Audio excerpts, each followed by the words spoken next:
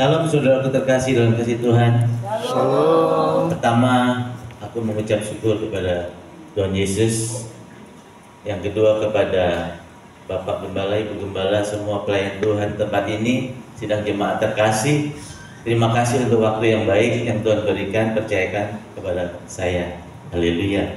Nama saya sudah diperkenalkan, jadi saya tidak usah memperkenalkan ya. Haleluya, haleluya. Saudara, sebelum saya menyampaikan firman Tuhan, saya mau bersaksi ya. Sebab kita mengalahkan iblis dengan darah anak domba Allah, dengan kesaksian kita, sampai kita itu tidak takut, tidak menyayangkan nyawa kita sampai ke ujung maut sekalipun. Nah, saudara, saya orang Cina kan, orang Cina. Orang Cina itu wira swasta berdagang. Waktu aku umur kira-kira 24 tahun, aku dipercaya sama bos untuk pegang beberapa merek di Indonesia, dipasarkan. Aku seorang manajer pemasaran yang baik, yang bagus. Banyak perusahaan-perusahaan yang besar memanggil saya, menarik saya supaya saya bekerja di tempatnya dengan imbalan janji-janji yang sangat menjanjikan. Tapi saya orangnya loyal, setia. Nah, ketika beberapa merek ini saya pasarkan, saudara, saya ada 2 merek itu, labanya satu produk itu, satu merek itu 144 juta satu bulan. 10 hari itu 48 juta. Jadi kalau sebulan hampir 144 ya. 48 kali 3 berapa saudara? 144 ya. Nah, itu ada 2 produk yang seperti itu. Dan produk-produk yang lain itu partai tambahan. Tapi saya dengan diberkati itu bukan saya hidup yang baik, yang benar, bukan. Mami papi saya memang orang Kristen, tapi saya aslinya percaya Tuhan. Saya nggak pernah ke gereja. Banyak uang, saya ke diskotik. Saya kalau kemana-mana dikawal sama orang-orang Ambon. Karena sekolah saya waktu SMA dulu 90% orang Ambon. Nah, jadi kita ke diskotik, kita main perempuan. Saya silat-silat di sini pakai heroin. Pagi itu saya harus isep ganja. Nah, saya cerita dulu pada waktu itu sempat kita sedang urus barang di kota, di pasar pagi. Yang sudah pernah ke pasar pagi di kota siapa di Jakarta? Coba tenang. Bapak sudah pernah ya. Nah, waktu kita sekeluarga 5 laki-laki dan 6 perempuan ya. Tapi kita laki-laki semua 5. Kita urus barang, mobil saya ditabrak sama mikrolet. Ruak begitu. Saya keluar, saya lari. Nah, saya lari dari pintu sebelah kanan. Koko saya di pintu sebelah kiri. Saya bilang begini, minta maaf ya, ini bahasa dulu ya, bahasa kita masih muda-muda nih, masih belum bertobat. Woi, lo tabrak, tanggung jawab ya, begitu. Tapi karena saya mukanya sipit, putih, rambut air kata orang Ambon dah, klimis, saya rambutnya klimis. Wah, banyak orang bilang saya ganteng, kayak Andy Lau gitu, kayak Choi Yun Fat gitu. Saya sering nonton film-film Mandarin, film-film mafia itu. Jadi saya termotivasi, saya terpengaruh. Teman-teman di sekolah 90% orang Ambon. Udah terpengaruh, nakal, ya. Nah, ketika saya tegur begitu, ternyata orangnya tinggi besar, saudara. Tato nih dari muka nih, pipi, sampai seluruh tubuh tangannya. Dia buka dong. Kenapa? Dia buka, saya didorong begitu, diambil dongkrak. Saya langsung dipukul, saudara. Langsung disabet pakai besi dongkrak. Buah gitu. Nah, saya itu kan sering nonton film Mandarin. Suka bawa karton. Saya lihat ini yang licik, ini yang cerdik, ini hidup lebih panjang. Begitu. Jadi saya bawa karton kalah gede. Jadi waktu dia pukul saya begini. Saya dulu kan pemain basket jadi lincah. Ya. Saya begini, saya karton langsung begini, saudara. Dari sini saudara sampai ke sini robek, kebelah. Giginya, tenggorokannya kelihatan. darahnya muncul ke tubuh saya, terus dia teriak, rampok, dia bilang. Koko saya kejadian seperti itu nggak menduga, jadi dia seperti orang bayar ongkos. Saya lari saudara, dikejar orang sepasar itu kan, karena di situ kalau copet itu mati saudara, dibakar. Saya bukan copet, saya bukan rampok, saya lari gitu, saya bawa cutter, saya acungkan gitu. Saya lari, ada ruko itu di atas itu saya naik saudara, naik sampai lantai 3 buntu. Saya Yesus, saya seumur hidup coba sebut Yesus itu. Yesus, saya cari lubang tikus. Saya cari lubangnya, saya mau sembunyi di mana, langsung takut. Kalap saudara, itu 0,01 detik, kita bingung. Wah, aku lihat ada genteng dari kaca, ada kawat-kawat yang kotak-kotak sebesar gini. Saya dorong meja, saya taruh barang-barang karung itu, saya lompat, saya naik, saya jebol saudara. Kayunya saya jebol, kawatnya saya jebol, dorong kaca itu, akhirnya berantakan. Saya terus bisa keluar dari genteng yang satu.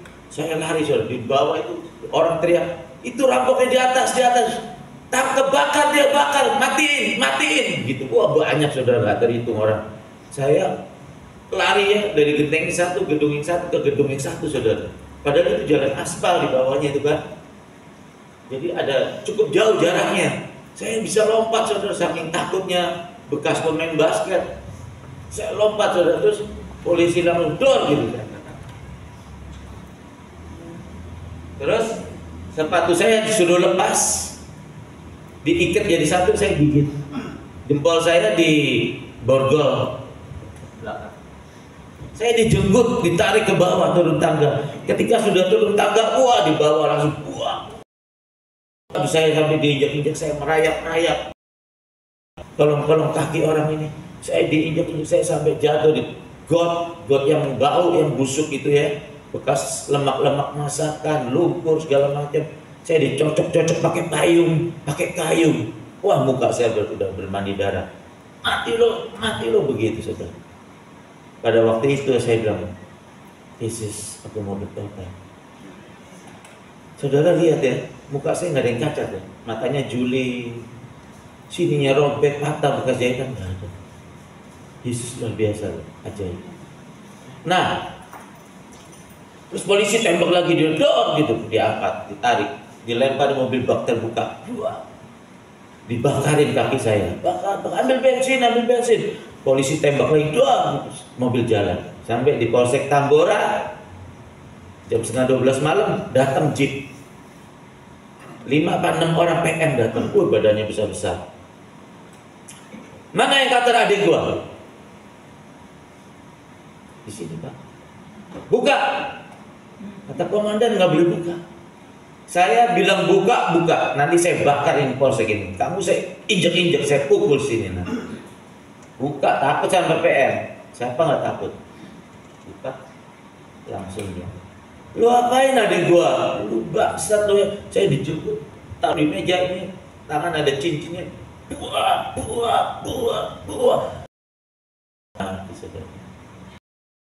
Hatinya keras.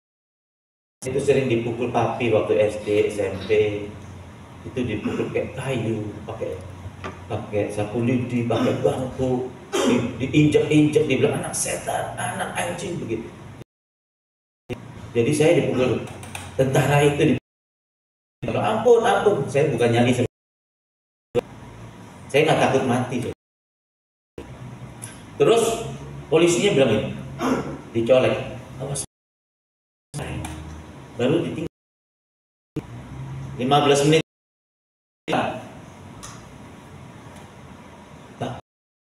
Ada negosiasi. Saya ini tim negosiasi.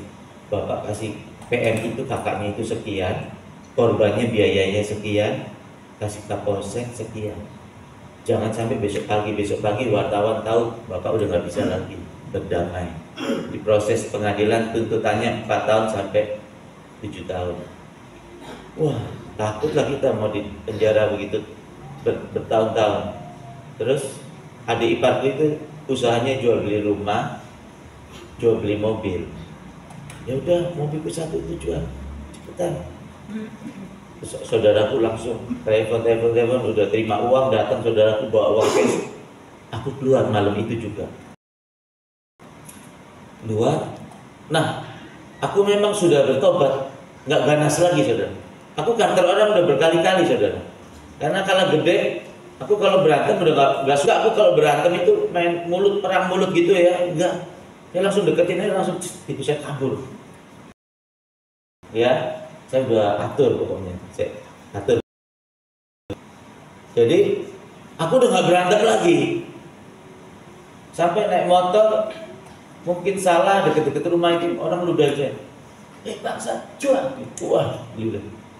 Saya lihat orang tua ini saya garap satu kali masuk rumah sakit ini, tapi udah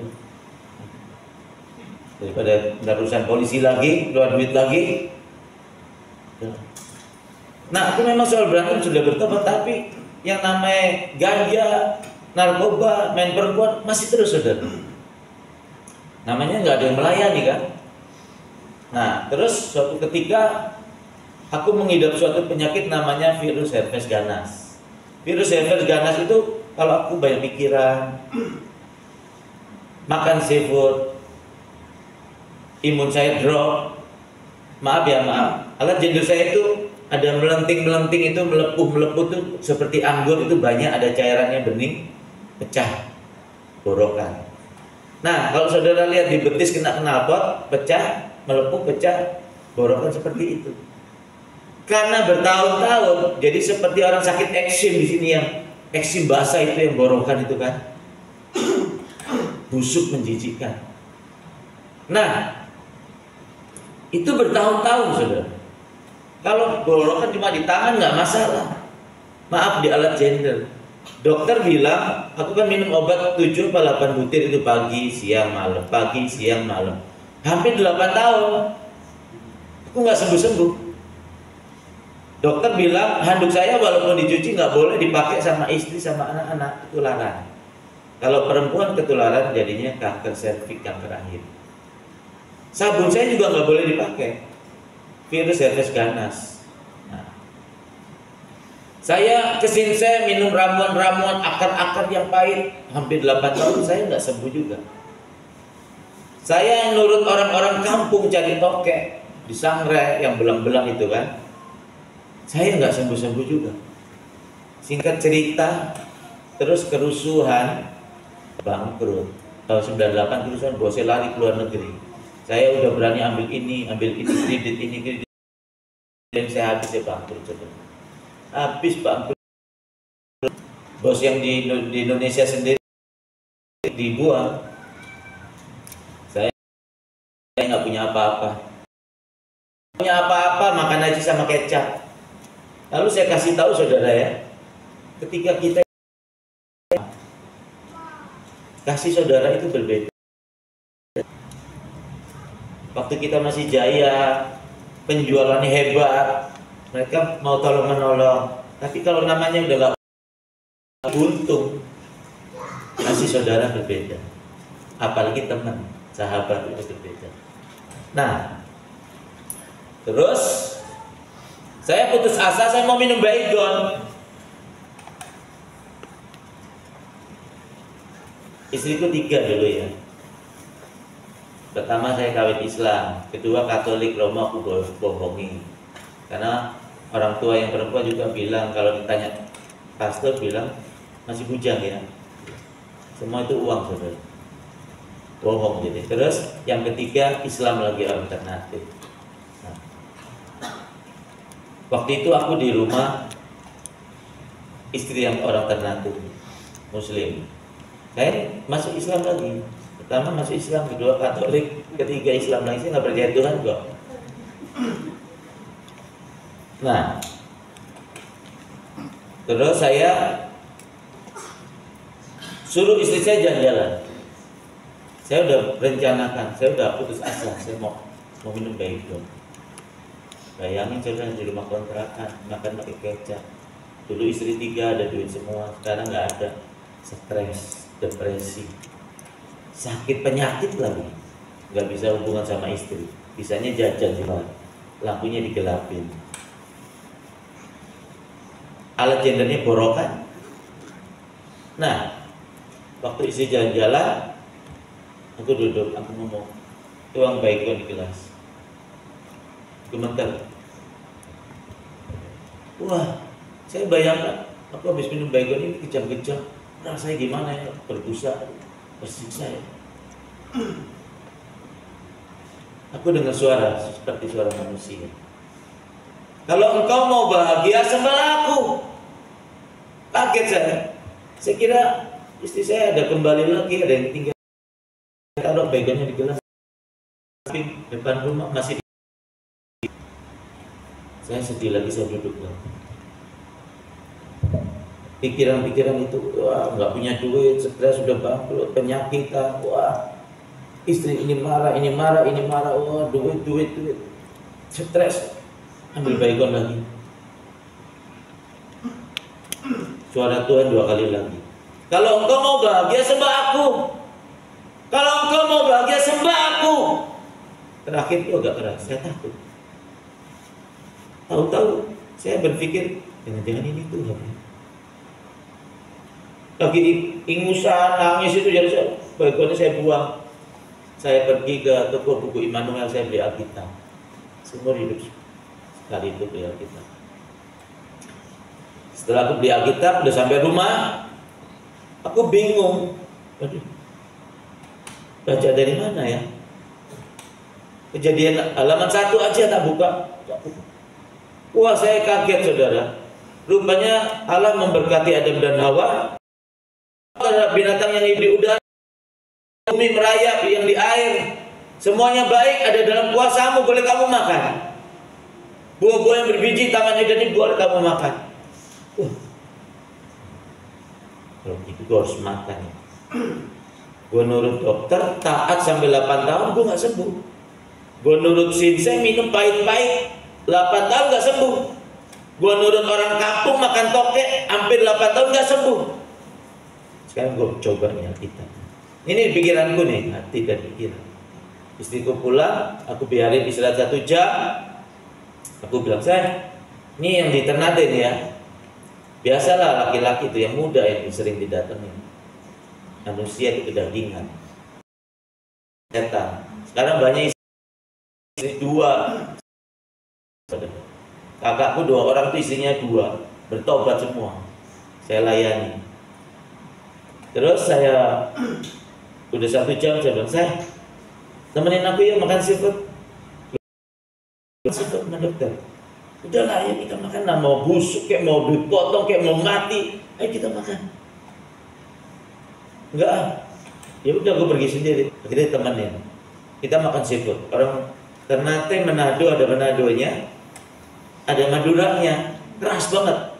Lu suka seafood? Nah, besok saya ajak lagi makan seafood gantian. Kemarin makan ikan, sekarang makan udang. Besoknya saya ajak lagi makan kerang. Besoknya saya ajak lagi makan kepiting. Istriku bilang gitu, saya penyakit lo gimana? Tambah busuk, tambah berada, itu mau mati mau apa ya? Kita makan lagi ya, kita makan lagi ya. Lu nggak mau gue pergi sendiri? Akhirnya ikut lagi teman. Nah kalau saya mandi itu saya nggak lihat bagian bawah waktu sabunan. Kalau lihat saya sedih. Rasa-rasa saya mau ambil pisau mau bunuh diri. Jadi saya sabunan, sampoan. Lagi enak-enak sampoan, ada rambutnya ya tahun 2002. Terus aku dengar suara yang waktu aku mau minum baygon. Lihatlah bagian tubuhmu yang sakit itu. Herannya hatiku jawab, di hati, di batin. Ini orang goblok, orang bodoh, gak pernah ke gereja, tapi batin bisa ngerti. Memang sudah kesembuhkan Tuhan. Lihat, lihat, tidak percayakah engkau padaku? Gitu. Ini suara siapa ini ya? Ya Tuhan. Sobarnya saya nyalain. Rambut so bersih, udah bersih semua. Saya lihat. Saudara, alat kelaminku yang busuk itu, 1 noda titik hitam pun tidak ada. Saat itu aku nangis kamar mandi, aku berdoa, Tuhan, ternyata Engkau ada. Ampuni aku Tuhan. Hari ini aku bersumpah, aku menyerahkan hidupku kepadamu. Aku mau melayani Engkau Tuhan seumur hidupku Tuhan. Obat ke rumah sakit tidak akan kusentuh Tuhan. Aku bersumpah sampai mati aku tidak akan minum obat, aku tidak akan ke rumah sakit. Aku bersumpah aku akan menyembah Engkau sebelum aku tidur. Dan pertama kali aku buka mata Tuhan, aku bangun di pagi hari. Aku bersumpah aku akan menyembah Engkau Tuhan. Kalau aku bolos satu kali, bunuh aku Tuhan. Buat aku sakit jantung, tidak sempat lihat sinar matahari di pagi hari. Aku bersumpah dalam nama Yesus. Ya Allah, Abraham, Al-Ishak, Al-Israel. Aku bersumpah. Hari ini aku milikmu. Amin. Nangis saya, kamar mandi. Lama. Saudara, sampai hari ini aku menyembah Tuhan gak pernah bolos. Walaupun di kapal laut saya tiduran, saya tutup pakai topi, saya memuji-muji Tuhan. Pagi hari memuji-muji Tuhan. Banyak aku penginjilan bersama-sama dengan pendeta. Dia tidur langsung tidur. Enggak seperti ini. Megang sumpah dan janji saya kepada Tuhan. Aku pernah puasa 40 hari. Jadi kehidupanku sering puasa. Puasa Ester 3 hari, nanti besok makan, nggak puasa. Puasa Ester 3 hari, 2 hari nggak puasa. Puasa lagi gitu. Nah ketika 40 hari, aku udah sering puasa 40 hari. Nah aku kalau puasa begini saudara, jangan ditiru ya. Aku punya pengertian ini. Misalnya Bapak Pendeta Yonas ke rumahku ya, Pak Yonas minum kopi susu apa teh? Oh kopi susu aja Pak Pendeta, saya hidangkan kopi susu. Mungkin ada roti bakar atau pisang goreng, aku beli. Kita ngobrol-ngobrol, betul kan? Saya ngobrol-ngobrol sama Roh Kudus, saya baca firman Tuhan. Setiap pagi aku baca firman Tuhan. Karena bertahun-tahun sering puasa dengan minum kopi, aku pecinta kopi. Nah, onder deal saya suatu ketika sakit mah lambung. Aku nggak pernah sakit. Pada waktu itu Tuhan izinkan, wah rupanya sakit mah itu sakit banget saudara. 2 hari yang lalu aku salah makan sambal, minum es kelapa muda pakai gula 2 sekaligus, terus makan nasi rendang. Maaf ke toilet sampai 4-5 kali, perutnya sakit. Ini sakit lambung, sakit malu, lebih sakit, saudara. Saya melungker, saya ke kamar tidur, saya melungker. Dikasih minyak kayu putih dari Ambon, dikasih botol diisi air panas, saya melungker.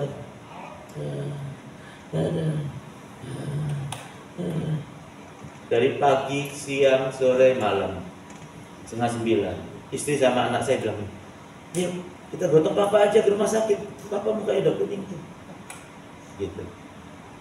Saya kan dengar, saya nggak tidur, saya bilang gini, kasih pulpen, kasih kertas, saya tulis, tolong ya jangan bawa papa ke rumah sakit ya. Sekalipun papa mati, setidak-tidaknya papa kalau mati papa bangga. Papa mati karena pegang sumpah dan janji papa kepada Tuhan. Tanda seru saudara. Nangis, mata meleleh.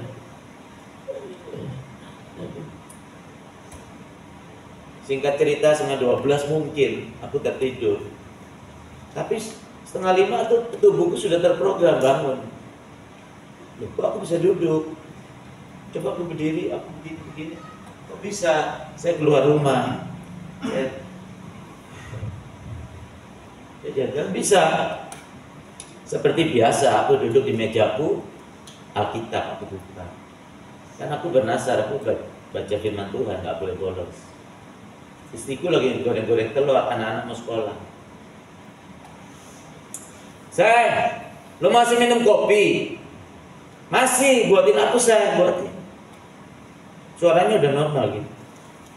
Jangan sombong rohani, jangan mencobai Tuhan. Ini istriku masih Islam nih. Ternate. Enggak, aku nggak mencobai Tuhan. Kalau baygon aku bilang nih, lihat ya gue minum bulan langsung gue nggak apa-apa. Itu gue mencobai Tuhan. Udah tahu racun, diminum. Semua buah berbiji boleh dimakan, diminum. Enak tuh. Buat aja sendirilah. Aku bangkit, aku buat kopi. Istriku bilang ini, lu kalau ada apa-apa, gua nggak tanggung jawab. Orang sakit mah, sakit lambung itu nggak boleh minum kopi. Betul nggak, saudara? Di sini ada yang dokter nggak? Saya bilang, lu biar tahu ya, hidupku yang sekarang ini bukan aku lagi, tapi Kristus yang di dalam. Sarah itu sudah tua dan sudah mati head, nggak bisa mengandung. Tidak ada yang mustahil bagi Allah. Tidak ada yang mustahil bagi orang percaya. Lu lihat, saya duduk, udah bikin kopi. Saya suka kopi yang masih berasap, saudara. Oh, haleluya, haleluya. Minum dikit. Thank you Lord, thank you Lord. Praise the Lord. Amin, amin, amin.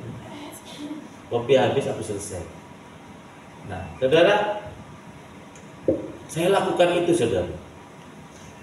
Saya mendapati betul-betul Tuhan Yesus itu Tuhan Yesus yang hidup.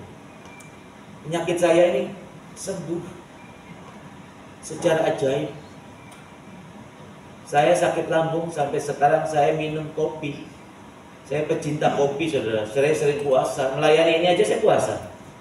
Udah 2 kali, ini hari ketiga nih puasa. Nah, saya minum kopi setiap pagi. Minum kopi bukan 1 hari 1 kali, 3 kali, 4 kali, 5 kali. Terus saya doain orang. Saya tipe orangnya lain, saudara. Saya baca Mazmur. Semua penyakit menular, malapetaka tidak akan menimpamu. Kamu hanya menonton. Bagi orang yang berlindung dan duduk di dalam naungan Allah yang Maha Esa. Kalau dibaca lagi Ulangan 7 ayat 12 sampai 15, saya rangkum begini. Dan akan terjadi karena kamu menuruti firman-Ku, melakukannya dengan setia, maka aku Tuhan Allahmu akan memberkati engkau, melindungi engkau, penyakit sampar, penyakit menular, wabah celaka yang dulu kutimpakan di tanah Mesir, sekali saja tidak akan pernah menjamamu. Baca, saudara, Ulangan 7 ayat 12 sampai 15. Saya baca firman Tuhan itu, saudara. Saya harus membuktikan. Dia berfirman, setiap perkataanku, setiap firmanku pasti terjadi dan pasti itu genapi. Gak ada enggak. Tidak ada mudah-mudahan. Aku Allah yang tidak pernah berdusta. Janjiku seperti fajar di pagi hari yang tidak pernah terlambat bersinar. Saudara, aku datang ke rumah sakit. Mana ada nyuruh saya khotbah di gereja, enggak ada. Orang yang baru bertobat. Saya menyembah sampai 7 jam, 6 jam baca firman Tuhan. Puasa. Suster, aku mau berdoa untuk orang sakit, tapi yang sakitnya menular. Itu ada itu. Ruangan kaca. Saya mau masuk, boleh suster ya? Oh nggak boleh, itu penyakit TBC. Saudaranya aja jenguk lewat telepon. Kalau bapak mau masuk, izin kepala rumah sakit, Bu dokter. Kebetulan beliau Kristen juga. Oh iya, di Kalabahi yang pertama kali. Sudah berdialog 10 menit, wah susah, nggak boleh, akhirnya boleh. Tanda tangan di atas meterai. Dikasih baju putih, dikasih masker double 2. Suster, ibu dokter, aku nggak usah pakai masker. Aku mau membuktikan janji-janji Tuhan firman Tuhan. Mazmur 91, Ulangan 7 ayat 12 sampai 15. Aku tidak akan terjamah penyakit, suster. Oh iya. Ya udah, silakan. Jadilah seperti imannya Pak Pendeta. Padahal belum pendeta itu. Doain. Saudara, saya singkat. Aku doain orang sakit TBC di rumah sakit sudah tidak terhitung. Di Jakarta ada orang sakit flu burung. Kamarnya paling belakang, kamarnya nggak layak, sudah bau pesing, bau Dokter sudah periksa pakai baju angkasa ini, dia periksa flu burung. Sudah demam 3 hari, kalau 4 hari belum turun. Jadi tinggal tunggu matinya. Saya mau datang saudara, saya sudah rapi. Istriku bilang ini, saya, lu kalau doain orang sakit flu jangan pulang ke rumah. Saya buka baju, buka celana, ganti celana pendek, gak jadi. Malam-malam aku tidak bisa tidur. Tuhan berbicara terus. Tidak beranikah engkau mempercayai aku? Tidak beranikah engkau mempercayai aku? Aku nggak bisa tidur, saudara-saudara. Pagi-pagi aku bilang kepada istri saya, aku kerja dulu. Aku nggak kerja, aku kunjungin orang sakit flu burung.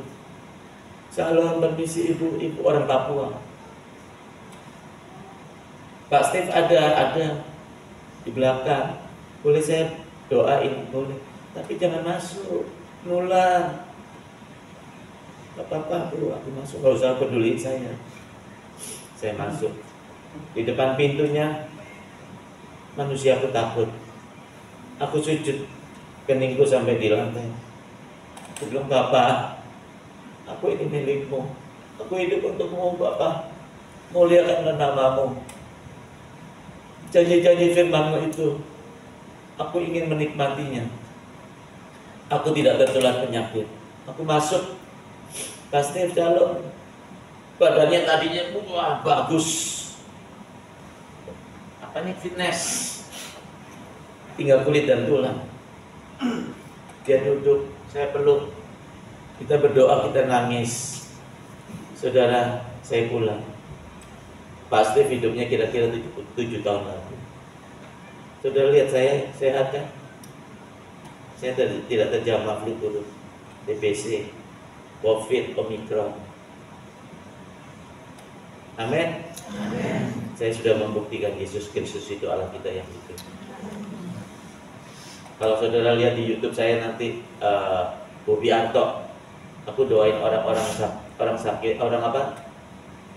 Kaum marginal, orang-orang miskin, gelandangan, tukang sapu jalanan. Ada 2 perempuan sakit HIV. Kalau mandi CD-nya mau ganti itu ada nananya bau busuk. Waktu saya disuruh sampaikan firman Tuhan di situ oleh Gereja Bethel Tabernakel di Manado, gerimis, saya bilang, Tuhan, kuduskan tubuhku supaya setiap orang yang aku peluk menjadi sembuh.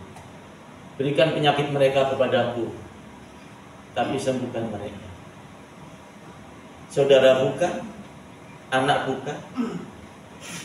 Kenapa aku berani berkata seperti itu, saudara? Karena aku berani mempercayai firman Tuhan bahwa aku tidak akan tertular penyakit. Kasih itu seperti Musa. Tuhan, kalau engkau murka kepada umatmu, bunuh aku Tuhan. Hapuskan namaku dari kitab kehidupan. Itu kasih yang sejati. Kasih Yesus yang sejati. Saudara dibayar di kayu salib dengan nyawanya. Saudara sangat berharga. Berharga seharga nyawa Yesus Kristus di kayu salib. Oleh sebab itu saudara, hormati Tuhan, hargai Tuhan.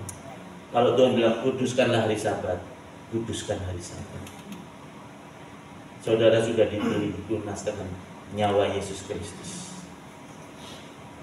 Kalau saudara berani mempercayai firman Tuhan 100%, kalau saudara menuruti firman Tuhan, kalau saudara usaha, pasti diberkati Tuhan. Kalau sakit, pasti sembuh. Kalau nggak sembuh, penyakitnya saya tanggung nanti. Mau stroke, mau kanker, mau apa aja. Ada iparku itu wakil gembala di GBI Jakarta, di Empang 3 Kalibata. Ada daging tumbul lidahnya segini. Diperiksa 2 profesor, kanker ganas karena akarnya seperti. Dia telepon saya, Bob, doain aku Bob, aku divonis dokter kanker ganas lidahku.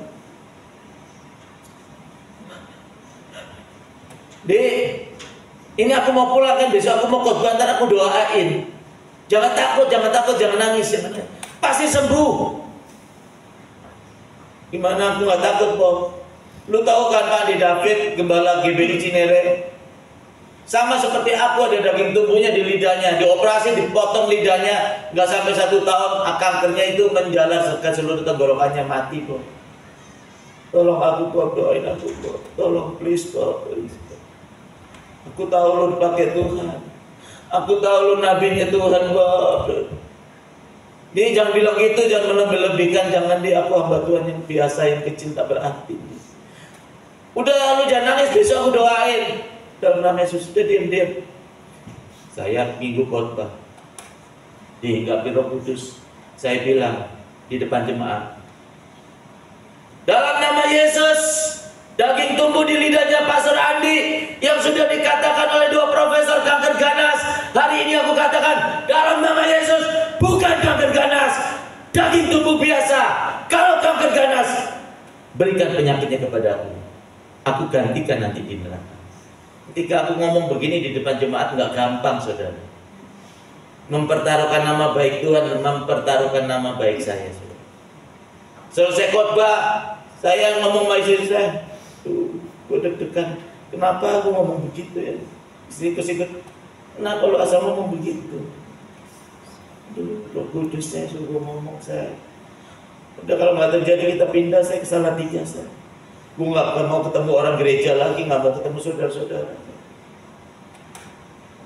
Singkat cerita, 2 minggu kemudian aku lagi nyetir mobil mau KKR 120 gereja di Cilacap. Ada telepon, Bob, wah saya gemeter. Tunggu adikku, istrinya kan adikku. Aku ngerem, aku pinggir. Gimana? Bob, aku kan di rumah sakit nih, udah ambil hasilnya. Puji Tuhan. Wah, saya teriak haleluya. Saya bilang, katanya dokter profesor yang ketiga periksa, kutil biasa Bob. Puji Tuhan, terima kasih ya Bob. Adik ipakku lagi di sebelahnya nyetir. Bob, terima kasih banyak, terima kasih banyak. Lu memang nabinya Tuhan. Amin, amin, amin. Jangan berlebihan gitu, di. Puji Tuhan. Wah. Amin. Nah, saudara, gak bosan kan sekarang baru masuk firman Tuhan nih? Gak bosan ya? Ini ibadah khusus, saudara. Coba kita lihat Ayub 1, saudara.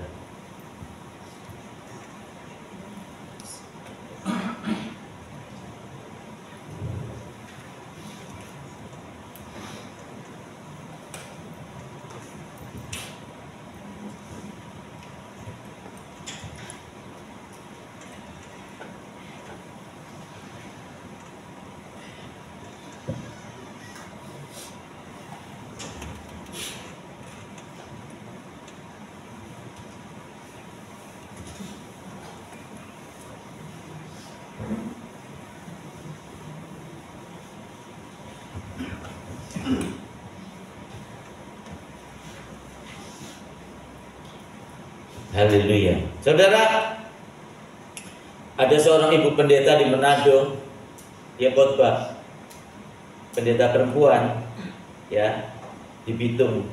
Dia khotbah di Manado, kanker payudara sudah di apa namanya itu, di laser itu, di kemo, 11 kali lebih, mukanya sampai hitam semua. Dia khotbah membahas tentang Ayub. Dia bilang, saudara, jadi penyakit ini seperti vitamin buat saya, buat kita semua. Kita harus mau meminumnya, saudara. Begitu. Ada seorang ibu melahirkan, 2-3 hari hidup, meninggal.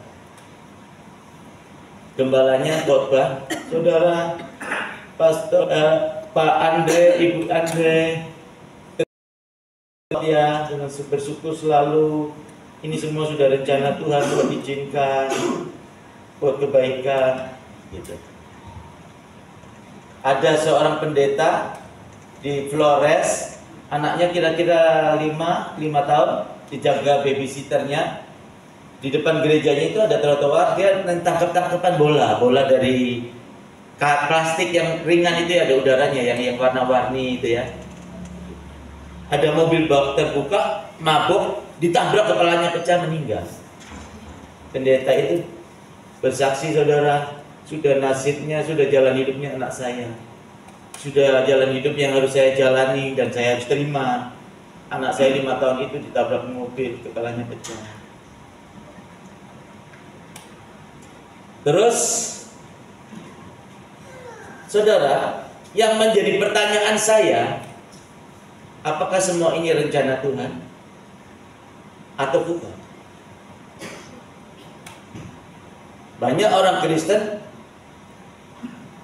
jadi persoalan, masalah, penderitaan, penyakit itu datang kepada kita itu untuk menjadikan kita imannya dewasa, untuk menjadikan kita itu lebih mengerti lagi, membuat kita lebih sungguh-sungguh dengan Tuhan, begitu ya. Sekarang saya buka, saudara, semuanya itu bukan rencana Tuhan. Tuhan tidak menciptakan Adam dan Hawa beranak cuculah. Nanti kamu Adam, kalau kamu usia 90 tahun atau 70 tahun, kamu nanti sakit kanker ya. Kamu harus minum obat seumur hidup. Kanker mata begini sampai bengkak begini. Tuhan tidak merencanakan seperti itu, saudara. Diberkati, damai sejahtera, sukacita, berpuasa. Amin. Kalau kita mempunyai pengertian tentang firman Tuhan, jangan bertentangan dengan firman Tuhan yang lain. Kalau firman Tuhan berkata di Yeremia 11 ayat 29, rancanganku damai sejahtera, sukacita oleh Roh Kudus, bukan kecelakaan, hari esok penuh harapan. Kalau di Yakobus 1 ayat 17,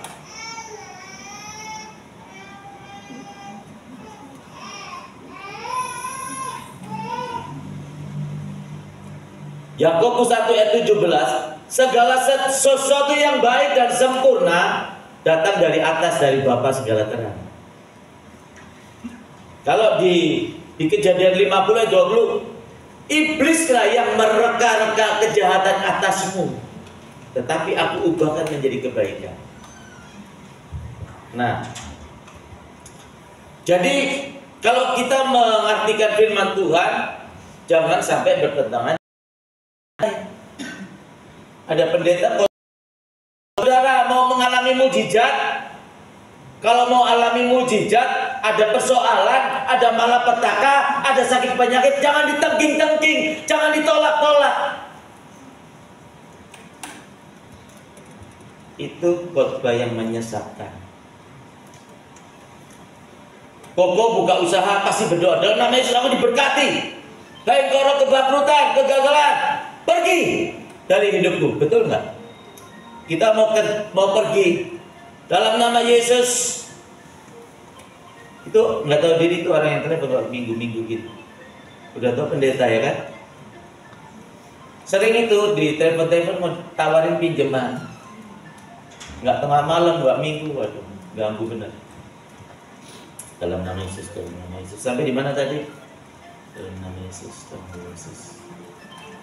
Tadi sampai di mana terakhir? Tolong. Tengking penyakit. Ya. Jangan terima penyakit di tengking. Oh iya. Jadi kalau kita mau pergi, saya mau pergi berdoa. Tuhan lindungilah aku, sertai aku dalam nama Yesus. Jauhkan aku dari kecelakaan, dari malapetaka dalam nama Yesus. Jangan ada ombak Tuhan. Dalam nama Yesus. Jauhkan dari orang jahat, jauhkan dari copet dalam nama Yesus, kan begitu kan? Nah, sesuai dengan doa Bapa kami. Bapa kami yang ada di surga, dikuduskanlah namamu, datanglah kerajaanmu di bumi seperti di surga. Tuhan itu sudah merencanakan kita itu hidup di bumi seperti di surga. Di surga tidak ada ratap tangis, tidak ada ketak gigi, tidak ada kesedihan, bangkrut, perceraian, gak ada. Makanya ya, ini saya agak belok sedikit ya, agak belok sedikit nih. Jalan hidupmu terlukis di telapak tanganku, kata Tuhan. Hari ini Pastor Bobby menyampaikan firman 2000 tahun yang lalu, bahkan sebelum dunia dibentuk, Tuhan sudah tulis di telapak tangannya. Jalan hidupmu terlukis di telapak tanganku, kata Tuhan. Kalau hari ini saya melihat saudara ada dalam penggembalaan gereja GBI di bawah gembala Bapak Pendeta Yonas 2000 tahun yang lalu, bahkan sebelum dunia dibentuk, sebelum saudara lahir, Allah sudah tulis dan tetapkan. Celakalah hai orang-orang yang hidupnya mengandalkan pikiran dan kekuatannya sendiri. Firman Tuhan bilang, celaka. Sini gembalanya cerewet, gembalanya begini, pindah sana. Apalagi bawa jiwa-jiwa yang lain diajak memberontak. Gak ada bedanya sama naga tua, si ular tua, mempengaruhi malaikat-malaikat. 1/3 malaikat itu dipengaruhi memberontak kepada Allah. Kita lihat hidupnya malah petaka. Maaf aku belak-belakan orangnya ya. Katanya ditinggalkan sama istrinya dan kawin lagi dengan istri bekasnya Bapak Pendeta Wilson Meseka. Bukan rahasia umum, saudara. Saya kalau khotbah belak-belakan. Jangan ditiru. Taati firman Tuhan. Saudara, kalau saudara mudah tersinggung, saudara mudah kecewa, mudah marah, omongin sana, omongin sini, iri sana, iri sini, saya tidak percaya bahwa Roh Kudus ada di dalam hati saudara. Firman Tuhan berkata, karena aku kudus, hendaklah kamu kudus. Persamaan apakah terang dan gelap? I don't believe it. Kalau lihat orang ibadah, goncang, bahasa Roh Kudus, tapi penuh iri, ngomongin sana, ngomongin sini, gampang tersinggung. I don't believe it. Kalau Roh Kudus ada di dalam hati, di dalam bait Allah itu, I don't believe it. Allah tidak bisa didustai, saudara. Banyak saudara pendeta besar menggembalakan ratusan ribu jemaat. Ketemu saya di Surabaya, di Tunjungan Setruk, di kursi roda, meler-meler, disuapin. Saya nggak sebutkan orangnya. Banyak gereja besar, penggembalaan besar di Semarang, 51 tahun sedang berkhotbah, jatuh blok, dilawat di rumah sakit, meninggal. Umur 51 tahun. Itu rencana Tuhan apa bukan, saudara? Bukan. Umur manusia 70 tahun, kalau kuat sampai 80 tahun. Aku akan menggendong engkau sampai memutih rambutmu, kata Tuhan Yesus. Penyakit tidak ada yang menjamahmu, malapetaka tidak ada yang menjamahmu. Engkau akan tinggal dalam kerajaan yang tak tergoncangkan. Tidak ada kebangkrutan, tidak ada kutuk mati muda, tidak ada sakit penyakit maut, tidak ada keguguran, tidak ada kecelakaan, tidak ada kemiskinan, tidak ada kebangkrutan, tidak ada kegagalan. Amin. Amin. Jangan sia-siakan, saudara. Setiap firman Tuhan pasti terjadi dan genap. Tidak ada tidak. Itu digenapi bagi orang yang sungguh-sungguh percaya kepada Dia. Itu digenapi, janji-janji Tuhan digenapi bagi orang yang berani mempercayai firman Tuhan 100%. Lazarus, bangkit, keluarlah engkau. Udah busuk 4 hari udah mati. Buka ikatannya itu, mandikan dia, kasih makan dia. Lazarus itu. Katakan kepada gunung itu ini, nah ini bicara iman ini. Saya mau khotbah yang kedua, iman. Gak apa-apa, katakan kepada gunung itu supaya beranjak dan tercampakkan ke dalam laut, asal tidak bimbang hatinya, melainkan percaya bahwa apa yang dikatakannya itu akan terjadi. Yang kita katakan ini terjadi. Pasti terjadi. Kalau nggak terjadi, saya gantikan saudara di neraka. Saya berani mempercayai firman Tuhan 100%. Saya nggak minum obat, nggak ke rumah sakit. Gula darah saya 528. Saya nggak ke dokter, nggak ke rumah sakit. Dokter bilang, hati-hati ini zona darurat. Kalau ada serangan, anfal, nggak ketolong. Enggak, saya nggak mau dirawat rumah sakit, Pak, juga Pak dokter. Saya udah bernasar sama Tuhan Yesus. Nah, saya main basket. Tahu-tahu kunang-kunang, saudara. Mau jatuh saya. Ambil napas gini sakit. Nggak bisa tuh. Saya langsung ke pinggir, pegangan ring basket. Saya minta aqua minum. Saya berpikir otak saya kurang suplai oksigen. Dalam air kan ada oksigen. Ada teman dokter bilang, Pak Bobi, Om, stop, jangan dilanjutkan Om, bahaya, jangan. Enggak, gue main. Udah 3 menit lagi lari sana, lari sini, goncang lagi, kayak mau jatuh, saya cepet-cepet ambil air. Napas ini nggak bisa. Om, jangan. Yang satunya lagi, saya ganti Om, enggak, gue main. Saya bilang, saya berjalan lapang, Tuhan Yesus, aku hamba-Mu, sembuhkan aku. Atau aku mati di lapangan dalam nama Yesus. Jantung sehat, tubuh sehat dalam nama Yesus. Main lagi. Saudara, sampai sekarang melihat saya sehat ya. Nggak minum obat, nggak minum.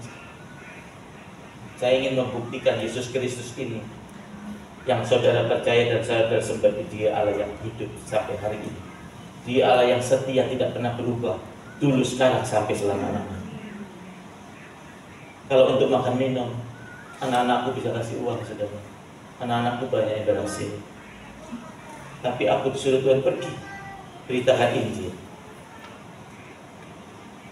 Amin. Aku masih bekerja.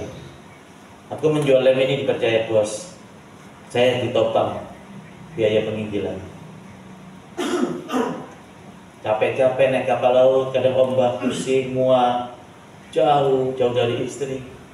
Tuhan, aku rindu istriku, aku mau pulang Tuhan. Aku diam 10 menit nggak ada yang jawab. Saya nggak pulang. 2 minggu lagi udah pelayanan ke sana ke sini. Tuhan, aku rindu istri, boleh nggak aku pulang? Nggak ada jawaban, aku nggak pulang. Dagingku menderita, saudara, demi Kristus. Kristus karena mengasihi saudara, Dia menjamah hatiku, tubuhku, sehingga aku dengan giat semangat aku ada di sini. Kristus mengasihi saudara, Dia berbicara melalui saya. Kalau Tuhan dah hadir tengah-tengah kita, Dia berbicara, kita semua mati hangus. Amin. Nah, jadi semua penderitaan malapetaka itu bukan rencana Tuhan. Ayub bilang begini, ada orang di tanah sebelah timur, namanya Ayub. Dia orang yang hidup takut akan Tuhan, soleh dan rendah hati dan baik hati. Mempunyai kambing ekor domba ribuan pasang. Orang yang paling diberkati. Tidak ada orang yang seperti Ayub di zamannya. Ayub satu hari anaknya 10 mati. Saya singkat-singkat ya. Ketika Ayub itu 10 anaknya mati dalam satu hari, ketikanya hartanya juga habis dirampok. Adat istiadat Yahudi, dia gundulin kepalanya. Tapi saya enggak loh ya, saya enggak, bukan berduka. Saya gundulin Ayub, dia robek jubahnya, dia telanjang masuk ke dalam bait Allah. Dia berlutut, terpujilah Allah. Aku dilahirkan telanjang, kembali kepadamu telanjang. Tuhan yang memberi, Tuhan yang mengambil. Sepertinya suatu sikap iman yang luar biasa. Ya, dan Alkitab mencatat Ayub tidak berdosa, tidak bersalah dengan bibirnya. Ketika Ayub bilang, terpujilah Allahku, aku dilahirkan telanjang, kembali kepadamu telanjang. Tuhan yang memberi, Tuhan yang mengambil. Nah, di sini yang menjadi persoalan. Tuhan yang memberi, Tuhan yang mengambil. Saya kasih tahu sekarang, Bapa kita, Allah kita ini di dalam Yesus Kristus, di dalam kuasa Roh Kudus yang bekerja, yang ada di hati kita ini, Dia tidak pernah mengambil lagi apa yang Dia sudah berikan kepada kita. Bait Allah ini kalau kita kudus, kita menuruti firman Tuhan, bait Allah itu akan tinggal di dalam hati kita. Dan apa yang kita katakan bukan kita lagi, tapi Roh Kudus yang berkata-kata. Makanya pasti terjadi. Ya kan tadi kan? Pasti terjadi. Apa yang kamu katakan itu pasti terjadi dan terjadi tadi. Nah, kalau kita berbuat dosa, minta maaf suami selingkuh atau istri selingkuh, ya banyak loh. Istri selingkuh juga banyak, jangan kira dikit. Selingkuh itu diam-diam, nggak pakai ngomong-ngomong. Besok gue selingkuh ya, disembunyiin. Istri pendeta selingkuh ada, saya melayani. Pendeta yang selingkuh simpen perempuan banyak. Nah, ketika kita berbuat dosa, itu secara tidak langsung Roh Kudus, keluar kamu, keluar dari hatiku, jangan ditinggal di hatiku, jangan. Aku gak mau hidup bersamamu, berjalan bersamamu. Dengan sendirinya Roh Kudus keluar. Bait Allah ini ditinggalin. Makanya roh jahat itu melayang-layang di udara. Nah itu, kalau mengerti firman Tuhan, satu dengan yang lain itu berkaitan, menopang, ya. Roh jahat melayang-layang di udara, mencari tempat perhentian. Dilihatnya rumah itu kosong, dan dia memanggil 7 roh yang lebih jahat untuk masuk. Maka keadaan orang itu lebih menderita. Iya kan? Jadi Allah itu nggak pernah ambil. Dia pergi dengan sendirinya, meninggalkan. Tapi nggak selama-lamanya ditinggalkan kita. Aku Allah yang tidak pernah meninggalkan kamu seperti yatim piatu. Sekalipun kamu ada di lembah kekelaman. Nah, ada di lembah kekelaman, di dalam penderitaan, sakit penyakit, karena kenapa? Karena perbuatan kita dosa, perbuatan kita jahat. Sometimes kita tidak berbuat dosa, tidak berbuat jahat, Tuhan izinkan. Seperti Ayub ini. Ayub tidak bersalah dengan bibirnya. Ayub hidup benar. Anaknya sebelum mati, hartanya habis, dia sujud di dalam kamarnya bait Allah. Terpujilah Allah. Aku dilahirkan telanjang, kembali kepadamu telanjang. Nah, jangan katakan Tuhan yang memberi, Tuhan yang mengambil, jangan. Ayub tidak menyadari bahwa Ayub dirasuk sama roh yang namanya roh fatalisme, yaitu suatu kebenaran yang diputerbalikan oleh iblis. Nabi saja, nabi itu tidak menyadari, nggak tahu bahwa dia dirasuk roh fatalisme, apalagi kita. Makanya kita jangan sok tahu, kita jangan sombong. Lalu ketika istrinya bilang begini, masih bertekunkah engkau kepada Allahmu itu? Kutuki Allahmu itu, matilah kamu. Ayub jawab, kamu seperti perempuan gila. Apakah kita mau menerima yang baik dari Allah, sedangkan yang buruk tidak? Ayub punya pengertian, yang baik dari Allah, yang buruk dari Allah. Padahal Allah berfirman, rancanganku damai sejahtera sukacita oleh Roh Kudus, bukan kecelakaan. Hari esok penuh harapan.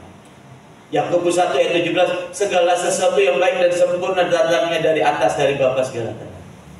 Iblislah yang mereka-reka kejahatan atasmu, tetapi aku ubahkan menjadi kebaikan. Amin. Saya sampaikan, saya diutus Tuhan menyampaikan saudara, yang buruk, yang jahat bukan dari Allah. Bukan dari Allah. Usir dia, usir dia. Tuhan Yesus, hendaklah kami berdoa demikian. Bapa kami yang ada di surga, dikuduskanlah namamu, datanglah kerajaanmu di bumi seperti di surga. Berikanlah kepada kami pada hari ini makanan kami secukupnya, dan ampunilah segala kesalahan kami seperti kami juga mengampuni orang yang bersalah kepada kami, dan janganlah membawa kami dalam pencobaan, melainkan bebaskanlah kami daripada yang jahat. Saudara, kalau ada masalah datang kepada kita.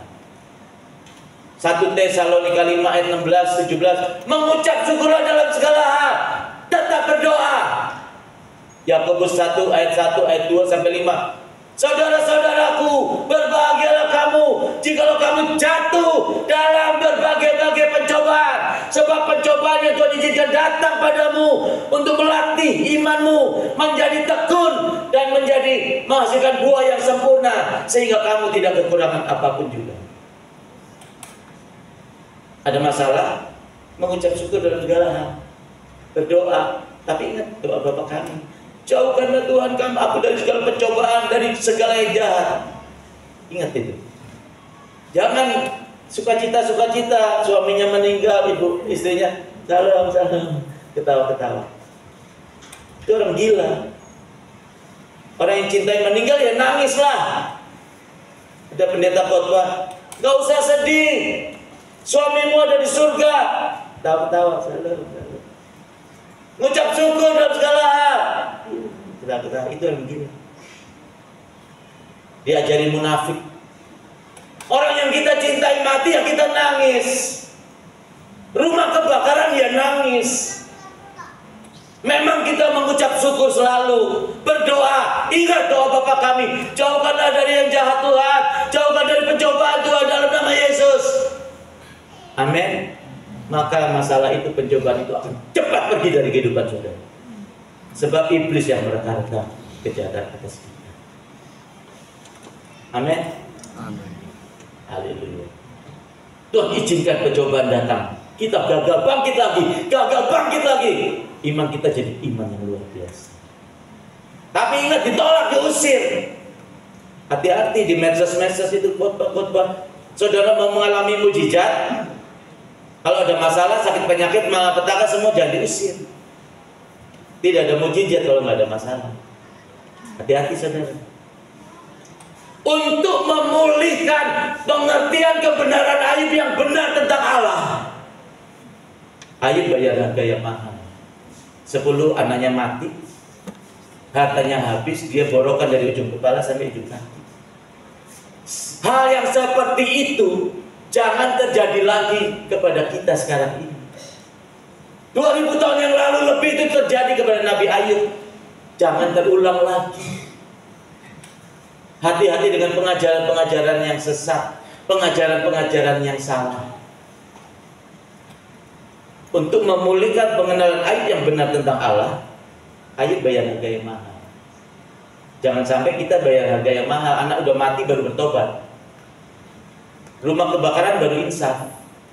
Datang Pak Pendeta, iya aku salah sama Pak Pendeta, aku punya iri, sakit hati, aku memberontak, minta maaf Pak Pendeta. Jadi aku ditinggal sama istriku. Ada pendeta di Ambon tinggalkan istri, anaknya 4 atau 5. Anaknya mati kebakaran. Dia kawin sama orang Islam, sama orang Kedar. Coba pendeta sudah begitu, coba. Haleluya. Firman Tuhan sampai di sini saudara. Ada yang sakit mau didoain? Angkat tangan lagi, coba ini mau didoain. Jangan malu-malu saudara di hadapan hadirat Allah. Jangan malu-malu, nggak zaman malu-malu. Coba angkat tangan. Ya, saya undang nanti ke depan kita berdoa ya. Tapi ingat, firman Tuhan berkata gini, marilah kita berpekar. Ujilah aku, kata Tuhan. Amin. Tuhan bilang kuduskanlah hari Sabat. Ibadah.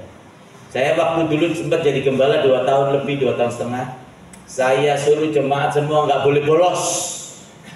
Nggak ada alasan. Pak Pendeta minta maaf, minggu kemarin aku nggak ibadah, ada kawinan nikahan saudaraku. Nggak ada alasan, ibadah dulu. Banjir hujan, nggak ada alasan, ibadah dulu.